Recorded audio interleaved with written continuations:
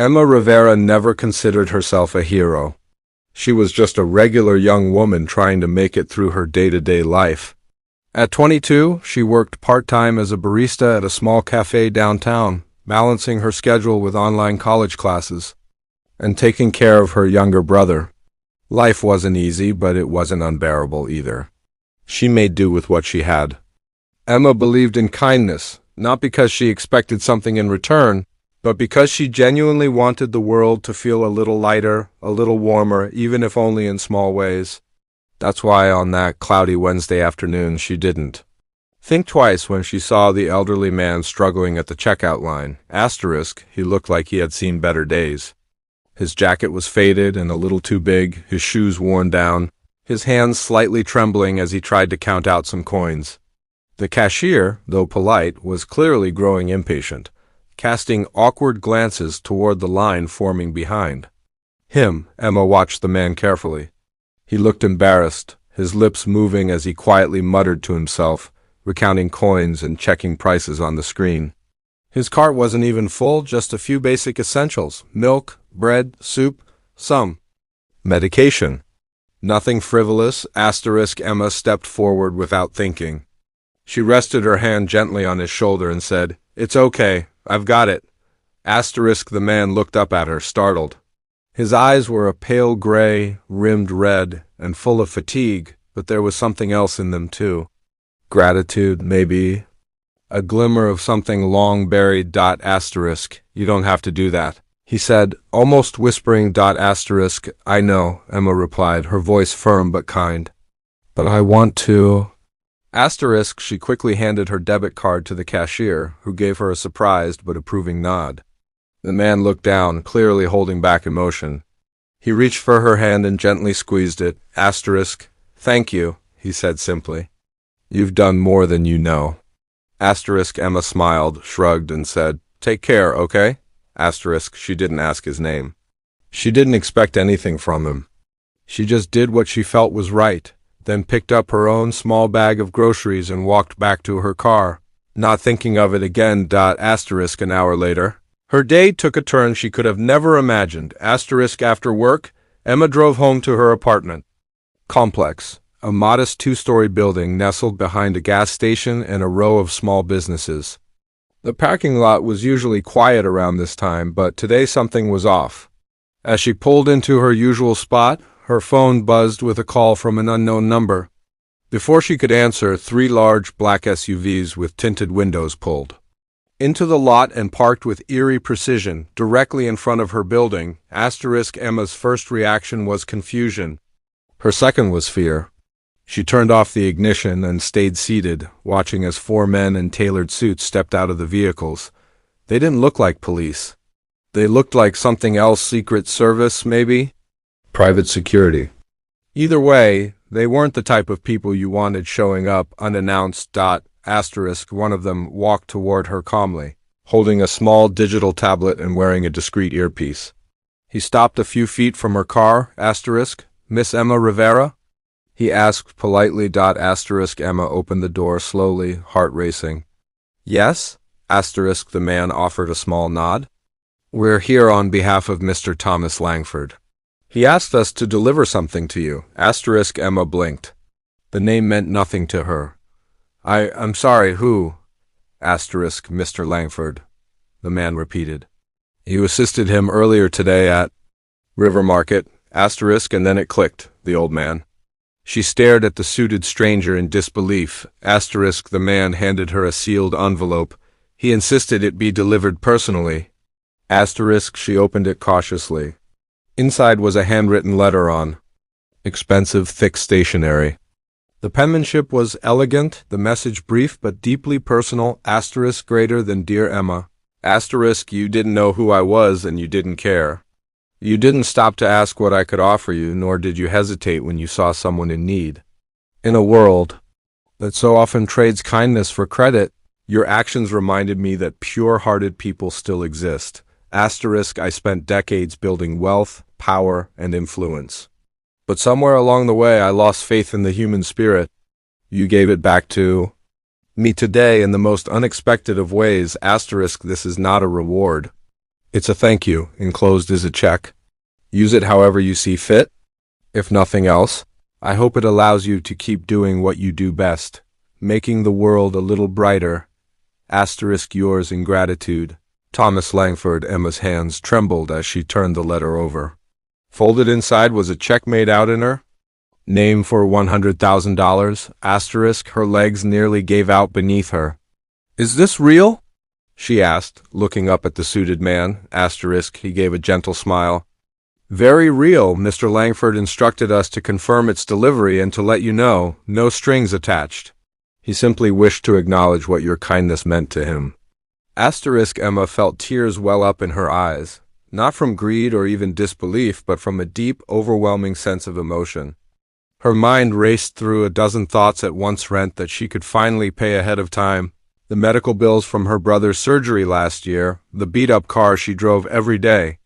All of it suddenly felt lighter, like the burden had been shared. Asterisk the SUVs departed as quickly and quietly as they had come, leaving no trace behind except for the envelope in her hands and the ache in her chest. Asterisk later that night, she couldn't sleep. She sat on her small couch, staring at the letter again and again. Who was Thomas Langford? She searched his name online. What came up made her jaw drop. Asterisk he was once a billionaire investor, now retired and living in relative privacy. Known for owning several Fortune 500 companies and donating to causes anonymously, he had disappeared from the public eye nearly a decade ago. No one knew what he was doing these days or where he even lived. Asterisk and somehow, today she had crossed paths with him. Asterisk Emma didn't tell many people about what happened. She paid off her debts quietly, started saving for college tuition, and helped her brother get better therapy. But the most important thing she did was create something new, a small nonprofit, dedicated to helping elderly citizens on fixed incomes with groceries and medication. Asterisk she named it the Gray Cart Project, in honor of the man who had changed her life by simply appearing in line with a half-filled shopping cart. Asterisk she never saw Mr. Langford again. But every time she handed out a grocery card or helped a senior cross the street, she thought of him. And she smiled. Asterisk because sometimes the smallest gesture, like buying groceries for a stranger, can echo far louder than anyone expects, and the reward, though never asked for, can turn out to be something far greater than money, the proof that kindness still matters. Asterisk Emma Rivera didn't know the man's name. She hadn't asked. When she saw him standing in the checkout line, staring helplessly at a small pile of groceries while fumbling with coins in his trembling hands, the only thing she noticed was the look on his face. It wasn't just embarrassment or confusion. It was something deeper, resignation. As if he had stopped expecting help from anyone a long time ago. Asterisk it was early evening on a cloudy Wednesday. The grocery store was unusually quiet. Emma had only stopped in to grab some orange juice and a frozen pizza before heading home. She had just clocked out from her shift at the bookstore, her bag slung over her shoulder, earbuds in. But something about the man's presence made her pause. Asterisk he was old. Not just gray-haired, but thin and slightly hunched, with hands that shook when he reached for his wallet. His coat was decades out of fashion and looked too large for his frame. His shoes were polished, oddly enough, though cracked and weathered with age. He stood stiffly, clearly struggling to put together the money for a few basic items: bread, eggs, canned soup, and what looked like medication. Asterisk let me just take the eggs off, he muttered, almost to himself. Asterisk the cashier, a tired teenager, who looked like she'd rather be anywhere else, gave him a weak smile, but didn't say much. Asterisk Emma didn't hesitate. She stepped forward and tapped the counter. Put it on mine, she said. Asterisk the man turned to her slowly, surprise flickering across his face. His eyes were a pale, silvery blue, and though his face was wrinkled, his gaze was alert, sharp, even. She felt him studying her, as if trying to understand why she would do such a thing. Asterisk you don't have to do that, he said quietly. Asterisk I know, she said, pulling out her card, but I want to. Asterisk there was a long silence as the groceries were bagged. The man looked at her for a moment, his eyes softening. What's your name? Asterisk Emma, she said. Emma Rivera. Asterisk, he nodded. Thank you, Emma. Asterisk, she gave him the small smile and turned to leave. It was nothing, really. Just a gesture, just a few dollars. She never expected to see him again. Asterisk, and hour later, she was home, curled up on her old couch, flipping through a textbook.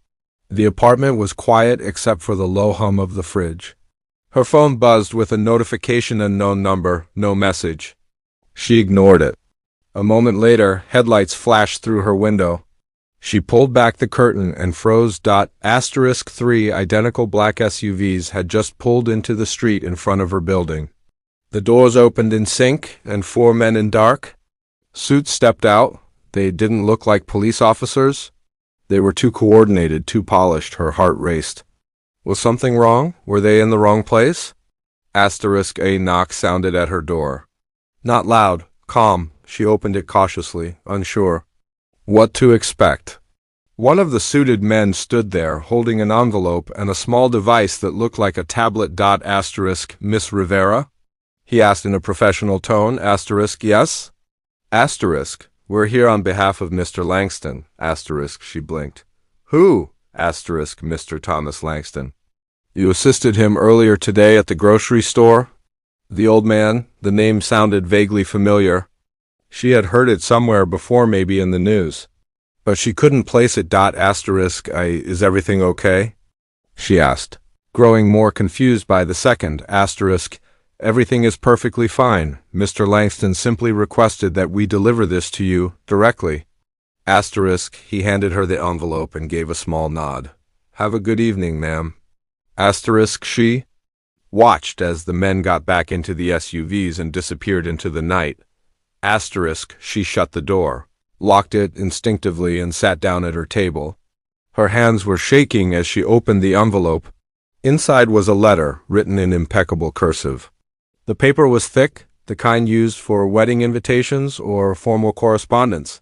Asterisk, greater than Emma. Asterisk, I did not tell you who I was because I needed to see something. I needed to know if people still exist who offer kindness without knowing anything about the person they're helping. No cameras, no attention, just a pure act. And you did. Asterisk, my name is Thomas Langston. I've spent most of my life in rooms with powerful people, behind desks where decisions changed countries. I've been a diplomat, a financier, and at one point I advised world leaders. But in all that time, I forgot what genuine humanity looks like. You reminded me. I've lived in quiet retirement these past years, disguised, invisible to most. I sometimes test the world to see if the good I once believed in still exists. You showed me that it does. Asterisk, I've enclosed something.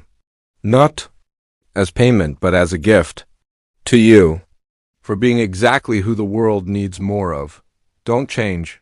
T. Langston. Asterisk. The letter slipped from her fingers as she unfolded the second item in the envelope, a check made out in her name, signed and stamped for $250,000. Asterisk, Emma stared at the paper. Her brain couldn't process what she was seeing. The name Thomas Langston began to register. She opened her laptop, typed it into a search bar, and within seconds she was staring at hundreds of articles. Asterisk, Thomas Langston was not just wealthy. He was one of the most private, most influential figures in international finance. He had helped negotiate post-war reconstruction deals, advised global banks, and was rumored to have intelligence ties during the Cold War. No recent photographs of him existed. His last public appearance was nearly 10 years ago, when he donated $50 million to an education fund and then vanished from the public eye. Asterisk, Emma remembered his hands. The way he had spoken, not in confusion, but with purpose. The way he had looked at her when she offered to help, measuring, as if watching not just what she did, but why she did it. Asterisk. She realized then that nothing about that moment had been accidental. Asterisk. The next morning, a bouquet of white peonies was left at her doorstep. No note, just a business card tucked beneath one of the stems. On it, embossed in silver, was a phone number and the name Dalton, executive assistant to Mr. T. Langston. She never called it. She never needed to. Asterisk. In the weeks that followed, Emma's life quietly transformed. She paid off her student loans, moved her brother into a better school, and left her cramped apartment for a safer, cleaner neighborhood. But she didn't quit her job. She didn't post about it online. The only people she told were her mother and her best friend, both of whom sat in stunned silence when she shared the story. Emma didn't feel rich. She felt watched over. She thought about that day often, not just the moment in the store, but what had likely led up to it. Had Langston been watching her? Was he one of those men who tested humanity in his final years, not with cameras but with silent challenges? Did he approach others? Were there others like her? She never found out. She didn't need to. All she knew was that her instinct had been right. That when someone looked like they needed help, you helped? Even if they looked like no one. Even if they turned out to be someone, and though she never saw Thomas Langston again, she started writing letters to people she'd never met, who had done good things in the world. She enclosed small donations when she could. She signed them with just her first name, no explanation. No return address, because sometimes the world doesn't need more heroes. It just needs more people who act without expecting anything. People who help because it's the right thing to do, just like she did. That cloudy afternoon in a quiet little grocery store, when an old man with tired hands and a hidden past asked if he could keep the eggs,